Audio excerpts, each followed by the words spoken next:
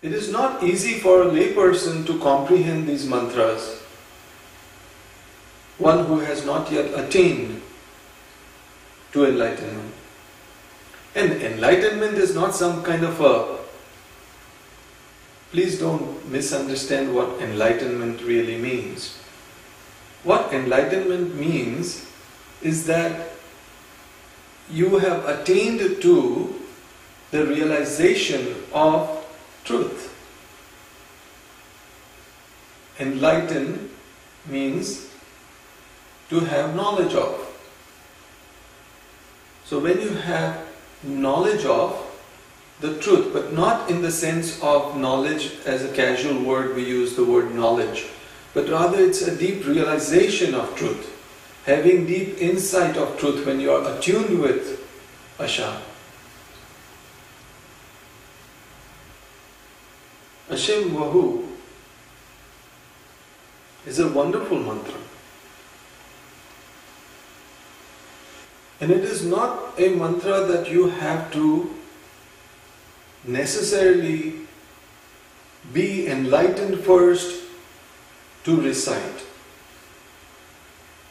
If you are serious about yourself, about your real self, about truth, then it is best to be enlightened. And to attain to enlightenment is possible for everyone if you follow the right steps and contemplate upon truth in the right way. But even if you are not enlightened, by reciting this mantra, Ashem Vohu, and also Yatha Viryo, which I will explain next, you are bound to benefit. Why? Because these are mantras that have been recited for thousands of years, over billions of times, by millions of people. And the very recital creates a vibration in space-time that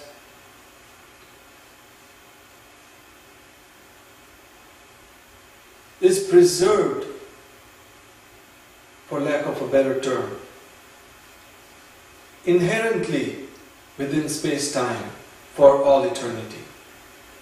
So when you recite something in the purity of your consciousness, those vibrations of your spirit get preserved for all eternity within space-time, within this unified field in which you have manifested now and someone else will some other time in the future. And when that person is born in the future and recites the same mantra, Ashem Vohu, as you have today and millions before you, that person resonates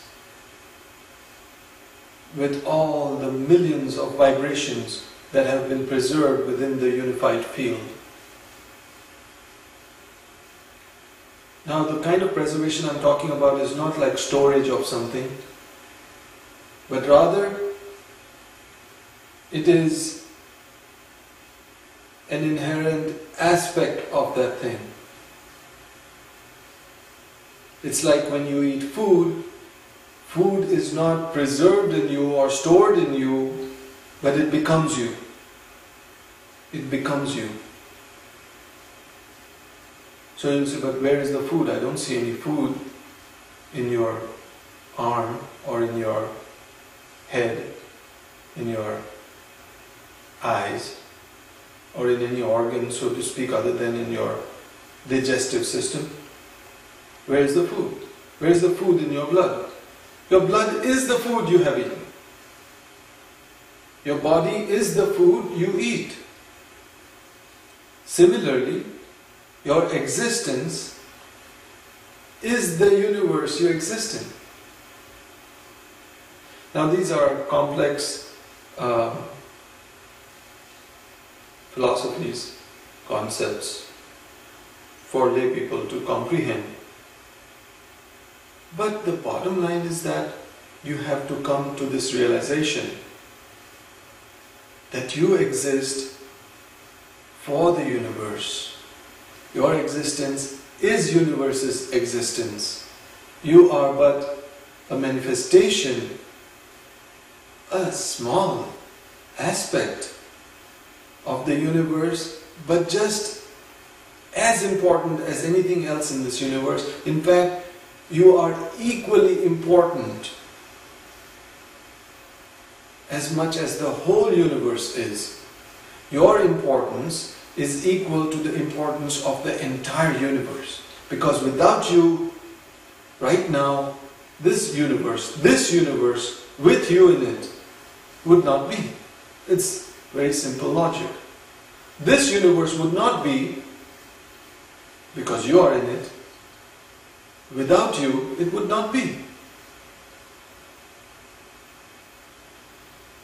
So, this is a beautiful mantra that can be recited, and usually Ashem Vohu is recited as the first mantra, as the first thought when you wake up in the morning.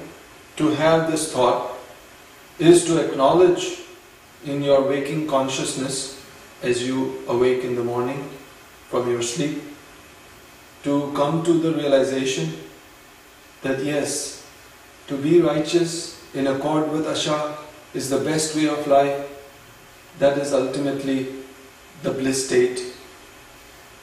And that bliss comes to the one who is in realization of this truth, who is attuned with truth, with purity of spirit, with the purity of consciousness, aware that all things, all existence is for the sake of existence itself, which is but God.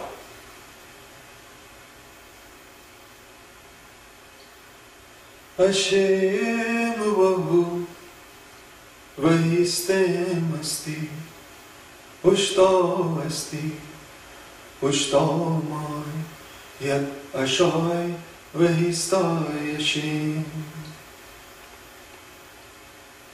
And the traditional way of reciting the mantra is Ashem Vohu Vahistem Asti Ushto Asti Ushtamai Yatashai Vahistai Ashem.